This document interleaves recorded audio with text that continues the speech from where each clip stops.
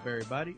You are listening to movietrailerreview.net review, and this week we are back with Chapter 2 of the John Wick series, starring everybody's favorite kick-ass gung fu white man, Keanu Reeves. And Chris and I are both here for this review. We both saw this movie because you can't miss this type of sequel. The first John Wick is fucking amazing, and this time, basically, Wick is back like the same day. Is that where we're picking up on? I couldn't figure out what the time schedule on that was. I don't know if it's the same day. It can't be the same day because that dog is too much. That dog is too old. And at the end of the first John Wick, he was fucked up. Right, he was basically drove there to die. Right. So I feel like this got to be like it's got to at least be a few months later, at least. Yeah, because like the description is what? After returning to the criminal underworld to repay a debt, right. John Wick discovers that a large bounty has been put on his life. But that's the first movie that he already had a $4 million. No, he had a $2 million bounty. And old girl was getting $3 million to do it in the hotel. She ended up getting killed for breaking the rules at the Continental.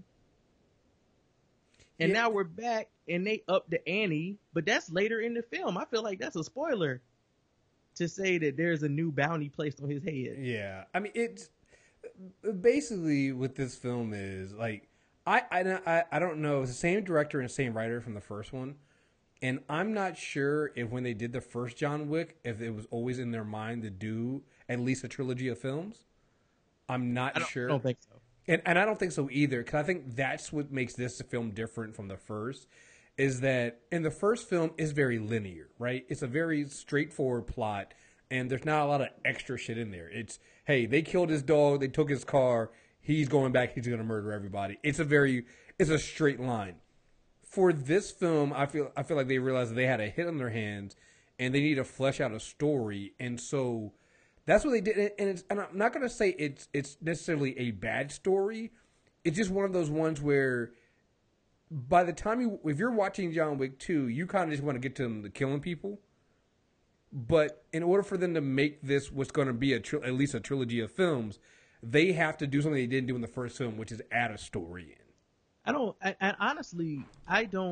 I think the first John Wick actually did have a story. What? It was very basic. Right, that's what I mean. You know, my wife died. Y'all killed my dog. You stole my car. I'm pissed at the world. I used to be this badass. Now y'all done brought me back in. Like, I can't get out of this. With this one, I don't even feel like they tried to give it a story as much as they were trying to flesh out the details of this universe that we were not at all privy to, nor was it explained in the first film, and that was the reason I think they went with this instead of doing a prequel, because I was completely down with them just doing John Wick before he found love. Right.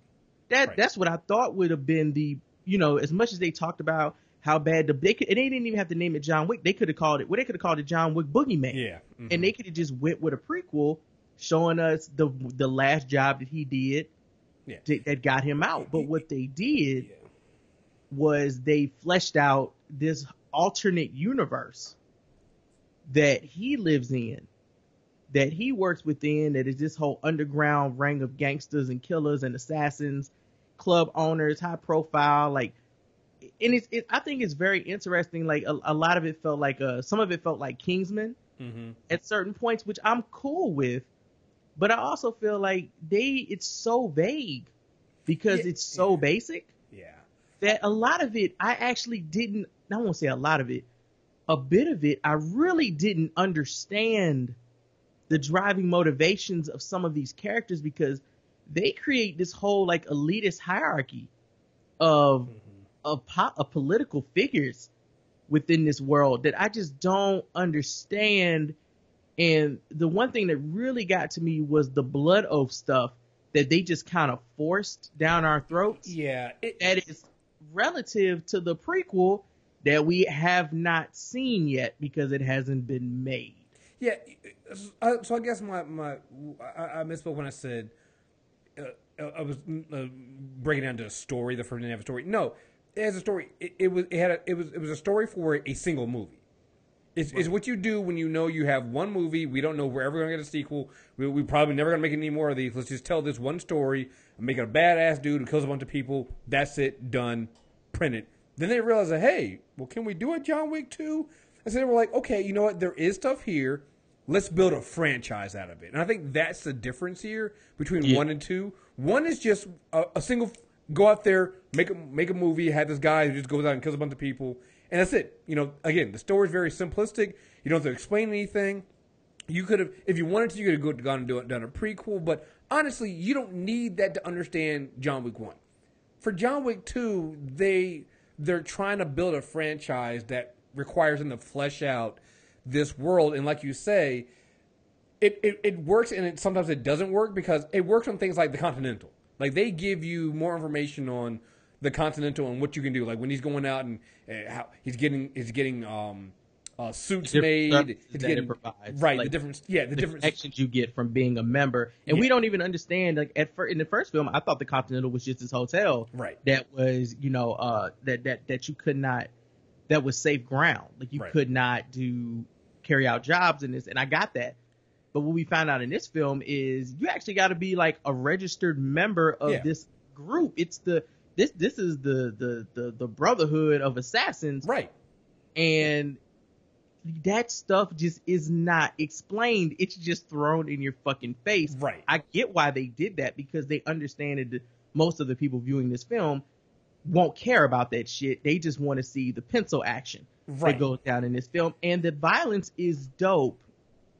But even the violence, I thought, got funny after a while, because I think I said to you when we were walking to the theater, I said, you know how you feel like you're playing this game and they put it on hard mode because all these guys are trying to kill you in this video game. And you got to be a badass FPS dude to get through it, right? Like an elite fucking gamer. But that's not really how I felt watching it. How I felt watching it was that it was on easy mode. And John Wick just put in the fucking cheat code, up, down, left, right, A, B, start. And and enemies basically run right into his gun and get shot in the face in cool ass ways. Yeah. I mean, it's like, I think the action is way more brutal and a lot more of it. In certain aspects. And like, he uses different kinds of weapons. I think there's more hand-to-hand combat.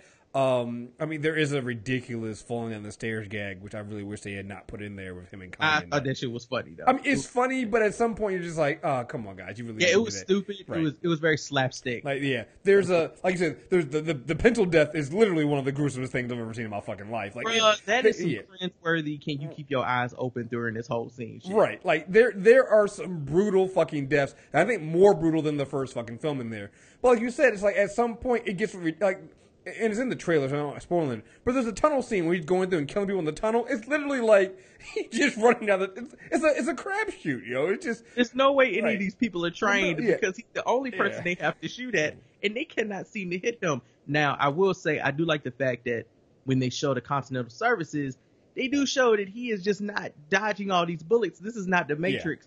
Like there's a whole set of assassin services and gear that are provided to these people, right? And you pay, and I like that they brought back the gold coins, and I like that they brought back, like they are sticking with his assassin attire as far as the suit and tie stuff. Like my man even wore a turtleneck in this one, and in a way they explain it, because in the first film you see him wearing this, I feel like why does he have? Because at one point, even in this film, he pulls out the suit out of the trunk, and you're like, all right, dude, why'd you pack the suit away? It's a good suit. Why? Why?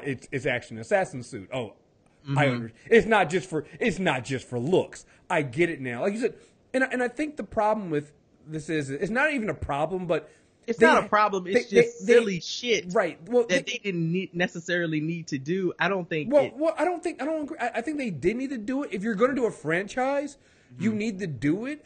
I just think that if it would have been nice if they had spread it out, because they try to cram it all into this one film, because you need to flesh out this stuff, because by the time you get to the end of the film, a lot of the stuff starts making sense. Like there is something that happens with, like you said, the Continental Services and things like that, and establishing what the Continental does and the services it has plays a big role when you think about it. by the end of the film comes and what you're going to do when you go into film 3. Like that matters, but because you had to put it all into film 2, because honestly in film 1 they weren't thinking this far ahead, it kind of makes the film a little bit bloated.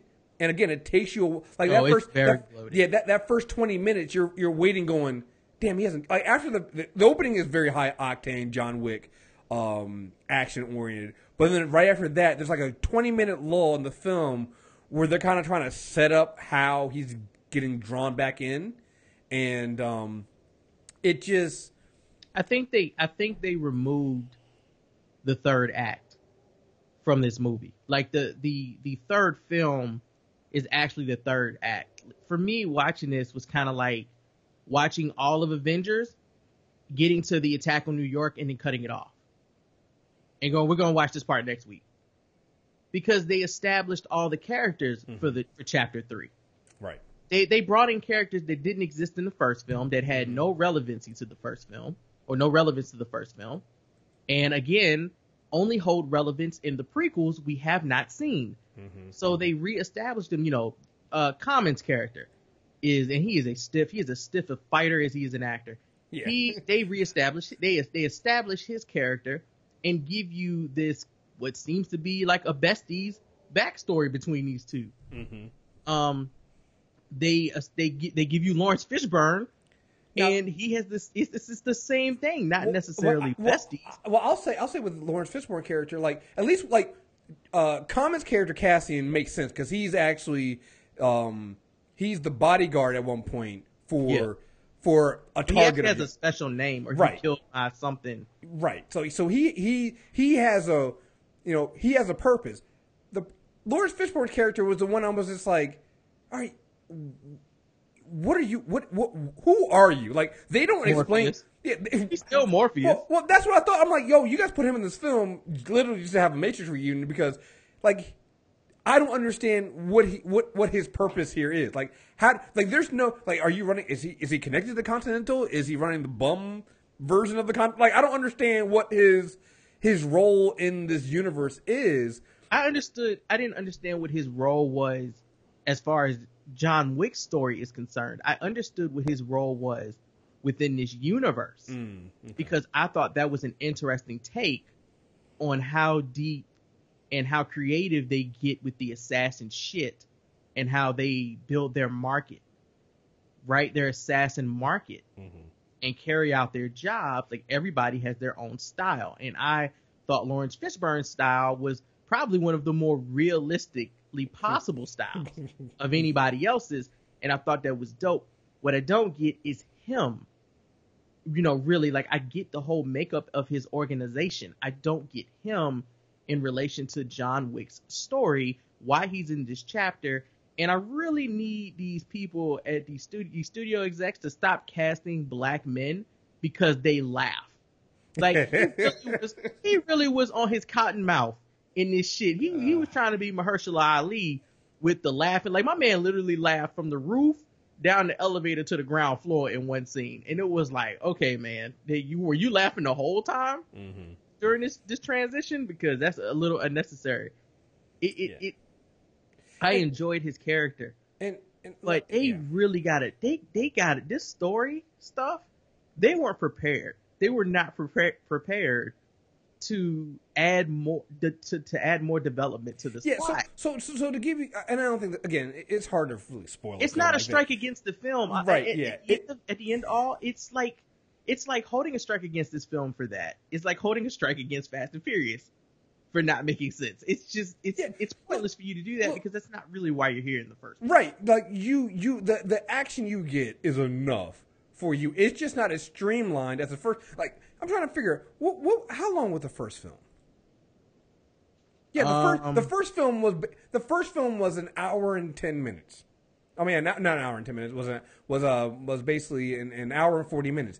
This film's over 2 hours. Yeah, it felt long. So it felt longer too. So and guess what? That 20 minutes is that 20 minutes of plot they added into this film to build the franchise up. And it's like once you take that out, you basically get the first fucking movie again. Because here's the thing. What you find is in the story, and again, not really a spoiler because you're not here for the fucking story to begin with. So basically, what you find is that when John Wick got out, he had made a deal with this guy. What is the guy's name? He was Santonio Dantoni. Santoni? Yes. Yeah, Dantoni, and he had a blood debt to him, Marco, and D'Antoni said, okay, if you're going to get out, you get out. You don't owe me anything else. That's done. Gave him the impossible task. You don't owe me anything else. That's fine. Well, basically what they're saying is, well, because John Wick in the last movie came out of retirement, even though it was for personal revenge, D'Antoni's on some, well, now you're back in the game. You owe me this. You owe me this favor. You owe me this debt. You have to do it. It's a marker. Rules are the rules. And again, they're really big on rules in this universe. And that's one thing they set up. Interesting because they have these rules about these oaths with these markers. Right. But they have these rules about the Continental and the safe places, the safe zones. Mm-hmm. They have absolutely no rule about the hierarchy of figures who sit at the round table and make decisions like the fucking Senate. Like they have no rules for them. Well, who was making who? I don't even remember a Senate there's the guy. There's talk about them. No, that was different. No, I got that. But that's actually a criminal. See the Continental in them. That's basically just for hitmen. That's what that is. It's not a criminal underground. It's not for like you're just a thug or a gangster or something. That's for a hitman. That's what the Continental is. Yeah, that I got. What D'Antoni's thing was that's a totally separate, different criminal organization. That's what they were talking about. That seems to make decisions because they kind of had it. It was like I don't want to say chapters, but they used this term in True Blood when they talked about different vampires who, and it wasn't, they didn't have chapters, they had something else, and you could not like go into another vampire's zone and start doing shit. Right, and that's kind of what it felt like Santino was doing with this marker. He was like, hey man, I need you to basically get me to this level where I'd have my own chapter, that chapter being New York City. Oh, well, no, I got that. I totally understand what was going on there. He basically wanted to kill his way into an organization, and he needed a hitman to do it. Right. And so he went to pull this marker on. Which is interesting because, I'm sorry to cut you, but he needed a hitman to do it. And then what follows makes absolutely no sense because if you thought you could do what you were trying to do, the whole picture, then you didn't need him at all. No, you did. No, it doesn't. I can't even do it. Are we spoiling? Because I can't. Okay, listen. I can't talk about it if we can't spoil it. It's just like the first John Wick. I say if you like the first John Wick, go see this fucking movie. Give your rating for it, and then we'll give some spoilers. So it's a 4.5 out of 5. Well, no, 10. We're out of 10. Out of 10. Oh, my bad. Out of 10. It's a 9 out of 10. Okay. Like I was gonna go with 7.5. Really? Like, just because of the plot. There's too much story. I just want to say if you cut that 20 minutes out, I give it an 8. I give it an 8.5. Okay, I mean, I can't. I understand why you're still. For me, it's just like they did what I needed them to do. No. Again, like I said, that lower rating is go see the fucking film. If you enjoyed the first John Wick, go see this fucking film. You're going to enjoy it. Okay, you know what? 8.5 out of 10 because I think the first film is a better film. I think the first film is a 9 out of 10, right? Okay, yeah. And I think this film is like an 8.5 out of 10 because it's not better than the first film. Yeah, that's where I'm at with it too. It's like I enjoyed the first film better because it's just straightforward. But again, you're gonna see this film, you're gonna enjoy the fuck out of it. So it doesn't really fucking matter, right? All right, so let's go into so if you didn't want to hear any more spoilers, too late. All right, you're out. All right, go ahead. So all right, cool. So Santino gives him this marker. Right. And it's this blood oath, and you have to do whatever he tells you to do. And Santino's basically been treating John Wick like out of sight, out of mind. If I don't see you, I'll leave you alone. Mm-hmm. But he saw him. So now he's back in his mind. He's like, hey, man, I can use this assassin to kill my sister, who inherited the right to be a part of this this hierarchy of criminal organizations. And she basically she's in the Italy chapter or whatever. And her role in that organization would also give her heavy influence over New York City, which is it's very important, right, to a lot of these people that John Wick is affiliated with because he's in New York City. Now, so Santino's like, hey man, I need you to kill my sister. And John Wick's like, that's fucked up. Santino's like, I don't really care about that. You need to do it because you owe me. And if you break this marker, everybody will come after you. You can't do that. You know, you're breaking rules. You got to follow the code. Even Winston is like, hey, man, you just got to do this shit. And John's like, okay, fuck it. I'll get prepared. In preparation, John Wick prepares not for the assassination, but for what he knows is about to happen after he does the assassination, which is that Santino's going to try to fucking kill him. Now, my thing with this was, if you feel like John Wick was the only person that could assassinate your sister to get close enough to your sister to kill her, right? And is that badass? Mm-hmm. But then you send your side assassin, who is basically his common, is Ruby Rose. Mm-hmm. And he sends his best bodyguard to then kill John Wick. I'm like, well, why didn't you just send Ruby Rose to do it if she was supposed to be secretly tailing Wick anyway? I don't understand. If you thought your assassin was good enough to kill this assassin that you thought was the only assassin that could take out your sister, that makes absolutely no sense to me. You had an assassin that could clearly do it. Why didn't you just send her to do it? Well, even worse than that, they make it seem like John Wick is the only one that can get in there close enough to do it, but they don't show him doing anything. Like, he literally just walks in. He walks the fucking underground tunnel. So it's like, I'm totally with you on that one. But even the one thing I will say with that one is, Winston, the guy who runs the Continental, even he told D'Antoni, he's like, you're a fucking idiot for doing this. He was like, what you. So I allowed that. Like, it didn't make sense to me either. But I allowed it because another character in the film goes, that was fucking stupid. Here's my worry, though. And I understand that John Wick is Tom Brady. I understand he's the Patriots, right? But I feel like sometimes he's the Falcons and that Winston is me. And I'm running around, and like, Winston is me at the end of that third quarter. And Winston is like, hey, man, scores, 28-3, dog. You know you fucked up, right? Yeah. And I'm like, I don't know, though. Like, you could come back and kill him. Like at this point, when I'm watching, by the time you get to the film, I'm like, yo, 3 has to end with John Wick dying. Right, it has to. Because at some point, it gets too ridiculous. Because at the end of the film, you're basically getting him with no Continental. He has nothing. He has nothing, and it's basically going to be him versus the world. He has nobody to fix his injuries because he can't go to the Continental. He has nowhere to get a new suit with bulletproof shit in it because he can't go to the Continental. He has absolutely no weapons, which is a running gag in the movie, that he does not have enough fucking ammo to kill everybody trying to kill him. Mm-hmm. So he can't do that either. It's him and a dog. He doesn't even have a fucking car because John Leguizamo's character I don't know if his name was Luis or not, I can't remember. But John Leguizamo's character is Aurelio, mm-hmm. has the car, which is also, I think, part of the Continental service that you can go here and get your car fixed. Now, I could be wrong, but I just feel like it's also part of the service. Right. So it's like they literally leave him with nothing, and everyone in the world coming after him. I don't know if it was you and said it, but it was legit John Wick versus the world. Yeah, listen, I'm in for chapter 3. Because I'm like, he's got to kill everybody now. But I'm like, if it doesn't end, like, at some point, it's got to end with him dying because, like, one, he'll never have the peace he wants. He wants to be left alone, and he'll never get that because he's alive, and somebody's going to keep gunning for him. Like, even in this movie, like, with him, the whole beef between him and Common, Common's character, Cassian, was the bodyguard for D'Antoni's sister. So when John Wick kills her, and actually, here's the thing. John Wick doesn't kill. That's the other thing that got me too. John Wick doesn't kill her.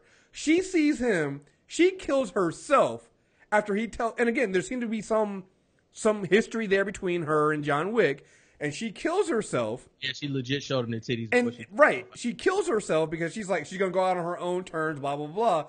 But then he shoots her in the head, and I'm like, well, why even do that? Because I just couldn't get that part. Yeah, I was thinking, well, maybe she's going to kill herself, and that nullifies the contract, and he is not able to fulfill his obligation, or something else is going to happen, and they're going to be like, well, this is actually going to come back to either help him or hurt him later, right? That's what I was thinking. But They don't yeah, explain he that. shot her in the head, and I was like, was he trying to cover this up as if she didn't slit her wrist? Even though her wrists are, it didn't that part didn't make any sense. Like I said, part of the story I got and it made sense, but some of the little details like that were just like, they were confusing. It was like, okay, that doesn't make any sense why you're going to do that. Even D'Antoni cleaning up loose ends and trying to go after John. Like, dude, that was stupid. Like, but again, I'll let that one slide because Winston even told him, was like, that was stupid.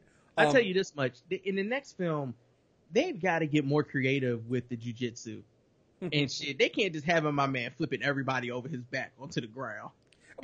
All right, maybe so. But I like the way that they included the way he shot people while he did it. Like, I thought that was dope too, but after a while, it was just kind of like, "Sir, it is your turn to get flipped over his back." Right.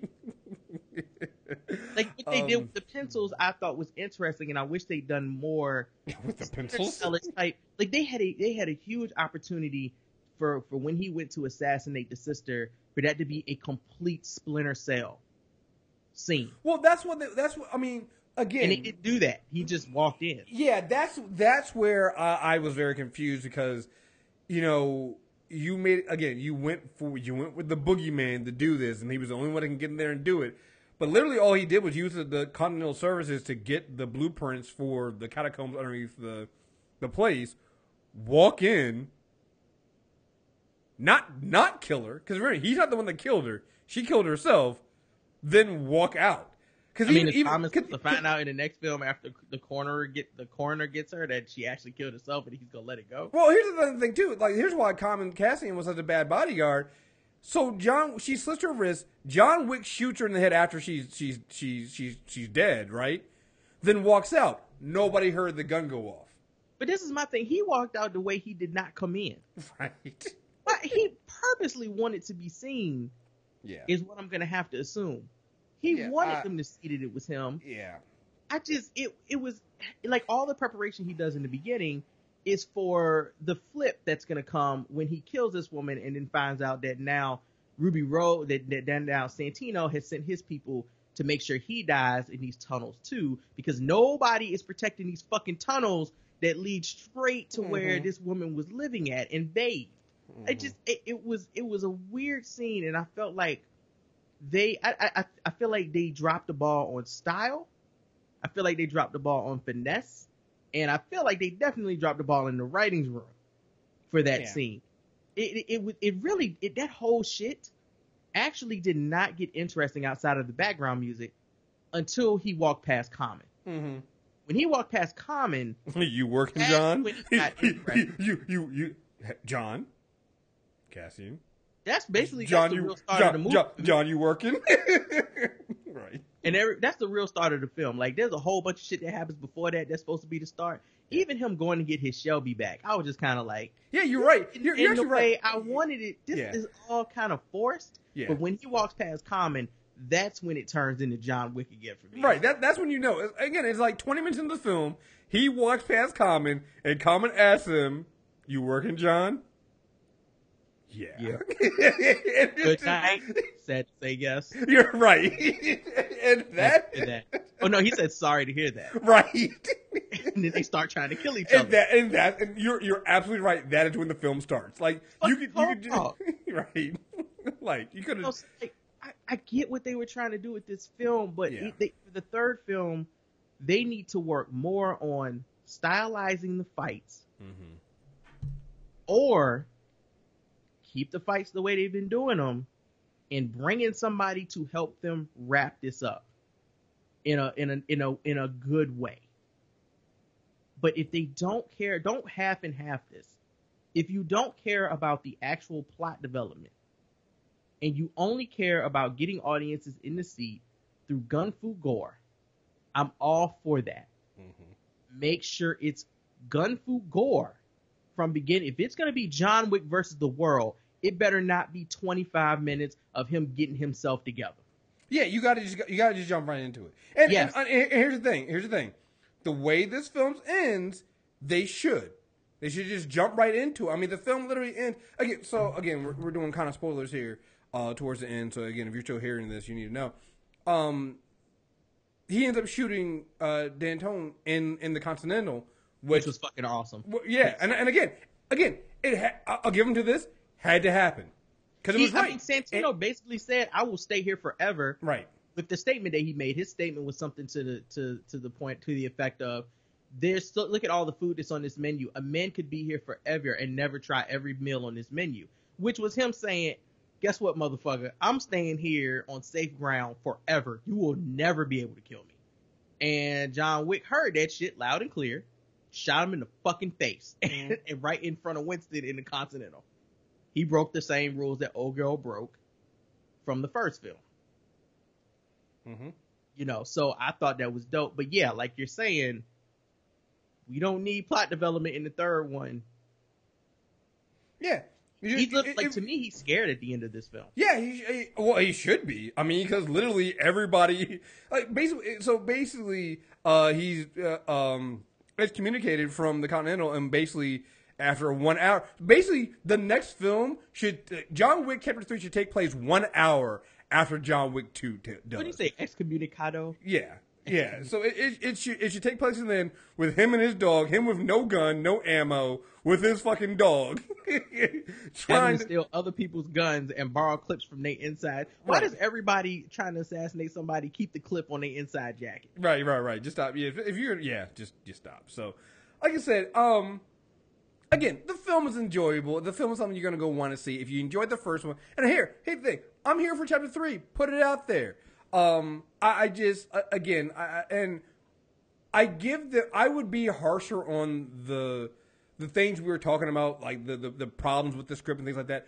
I would be harsher on them if I didn't understand the position they were put in. They were put in a position where they end up realizing that we can turn this into a franchise, and we didn't, like, if they had approached John Wick from the beginning, from one, as a trilogy, I would expect this script to be a lot cleaner. Since they didn't, I can totally understand why they felt like they had to jumble some of the stuff in. Should have made better decisions. But I will not be this kind for 3 if they make the same mistakes. Like, I expect them to learn from it. No reason for them to make the same mistakes. Yeah, there won't be. Yeah. If they do it, it was just them being bird-brained. Yeah. In the writer's room. There's absolutely no reason for them to, because this whole film is set up. From the first act to the last act, it's complete setup. It's character development, and it's set up. He leaves way too many people alive for it not to be set up.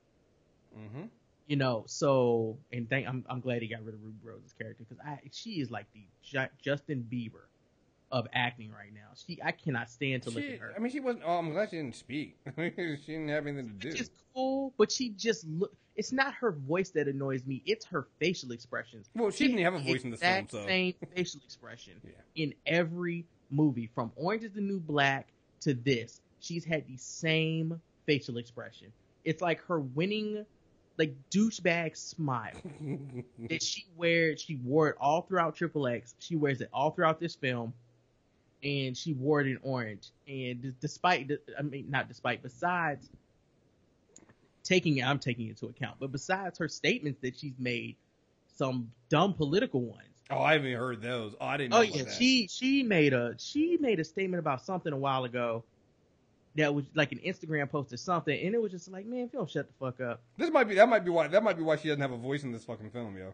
No, she had a voice in Triple X, and I don't know if you saw my post the other day, but she's going to be in a film with Jason Statham called Meg, about a fucking giant shark. Oh, yes, I did see that. That's getting $150 million. So she's in that as well. She got friends in the industry. Let's put it like that. She made good friends with some people, with some action stars in the industry, and now she is everywhere. You know, so, you know, kudos to that for her or her manager or whoever. But I am glad she didn't talk. I am glad she died. Right. I have to see her again. Right. I'm kind of glad they shot fake Joaquin Phoenix too, Santino, because he was kind of getting on my nerves. Looking like the accidental child of Elijah Wood and Joaquin Phoenix. Like, I need them to get him out of here. Last thing I want to say too. I love the fact that the best Keanu Reeves is the Keanu Reeves that acts and talks through his teeth by not opening his mouth. Yeah, Like that is always going to be Keanu Reeves at his best. If he doesn't open his mouth and he talks through his teeth, that's going to be a great Keanu Reeves.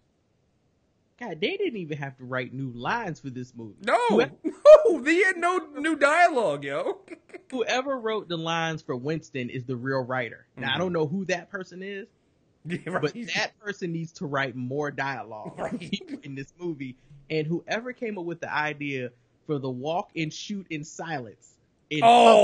Yes, nigga. That motherfucker needs to write more action scenes. That shit was great. Again, look. I know we said that Common is stiff, but I actually like Common in this fucking movie. No, I think he's fine in the film. Yeah, I just also think they need to no more like hand-to-hand combat scenes. Right. He's not the only stiff one. Keanu was kind of stiff in this too. Yeah. Despite him having a lot more training than Common, I'm sure. Yeah. No, man. That walking shoot in public when they were walking and shooting, he was up at the top and that shit right. Again, there's enough fire shit in this fucking film that you're gonna enjoy it. And you're gonna be like, oh shit! And it'll make you forget that early 20 minutes where you're literally waiting for shit to happen, and then it happens, and you're like, it was worth the wait.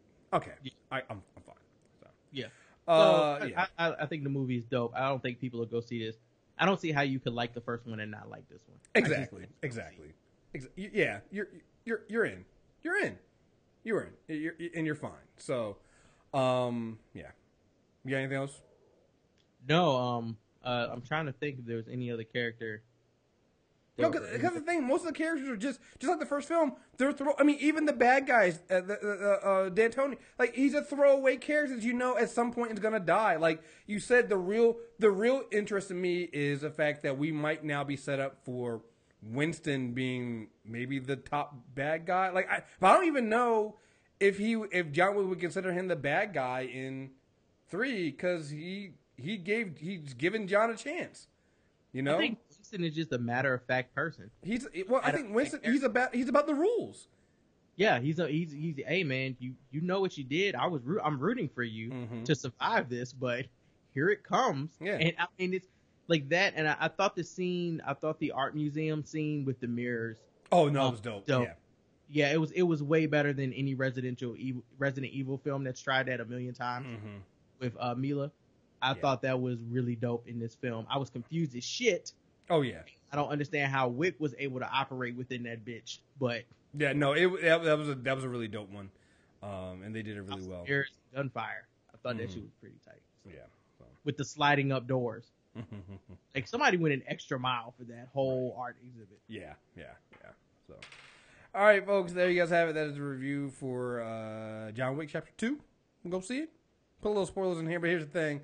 You know how this film, you pretty much know how this film's going to end and how it goes. So, fuck it. Just go out and watch it. Enjoy it. And hold tight. I guess we'll get Chapter 3 in 2 years or so. They're probably almost done with it now. Yeah, I mean, I would think so. At this point, I think you have to know. Again, I don't think they'll make the same mistakes in 3 as they make in 2, because I think 2 they were put in an impossible situation, and also you gotta think about it. John Wick, the first one, came out of nowhere. It was on nobody's fucking radar. It came out, it was good, and people were like, "Oh shit!" Now they can't. You have to live up to that, but then also build a franchise. And to be perfectly honest, I've seen it done. Most times we see it done terribly. This is not that.